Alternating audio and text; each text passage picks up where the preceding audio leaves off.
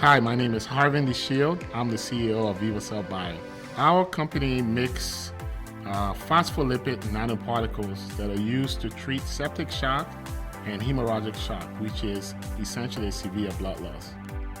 We raise the blood pressure and we treat something called hypovolemia, which is low blood volume in those two indications. I would say the biggest challenge is raising money, and while doing so, also keeping track of our regulatory strategy. So the regulatory strategy always has to be in sync with your intellectual property strategy.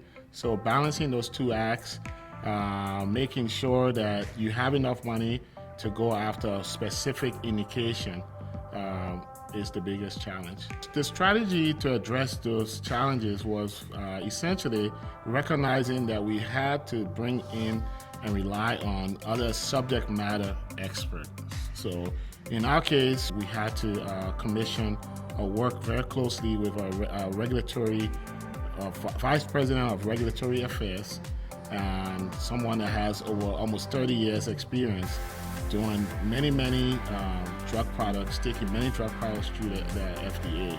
And through him, we were able to put together, formulate a really viable regulatory strategy to go after septic shock first, even though it's a smaller market, go after that first before going after the blood loss market. So that's how we were able to pivot.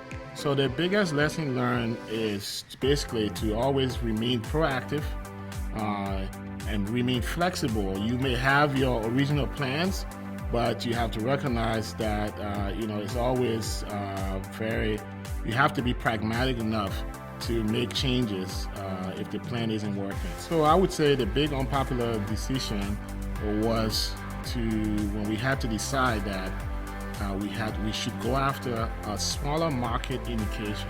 So that market is to raise blood pressure in septic shock using our fluid therapy.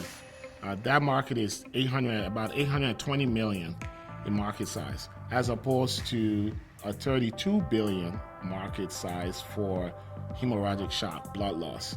So originally everything was about doing the blood loss first because it's a bigger market.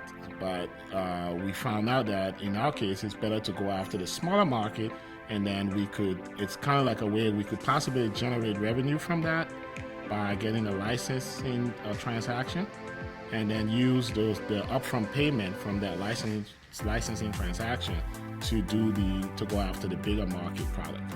So yes, it is true we value human capital like everybody else very highly. What makes us different, or what we do different, is that a lot of the people we hire come to us through personal networking. So personal references and what have you. And basically we try to bring in people with different subject matter expertise like most people do. But what we do is everybody wears multiple hats. We are essentially an event startup organization. So it's important for people to be given the latitude to grow in different parts of the company. So yes, you may be in operations, but you take part in IP. You feel like you have input in other parts of the company. So I think that's a great strategy of just allowing people the opportunity, if they want, to wear multiple hats. And I think it brings a lot of value to the company, because it's always good to get a fresh set of eyes looking at a problem. If you only have IP people looking at something, well, there tends to be a lot of tunnel vision.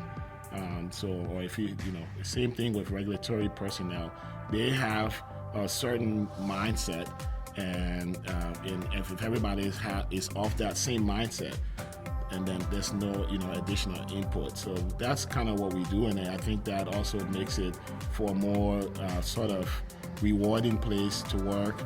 It's exciting to be able to participate in other parts of the company that may not be in your wheelhouse.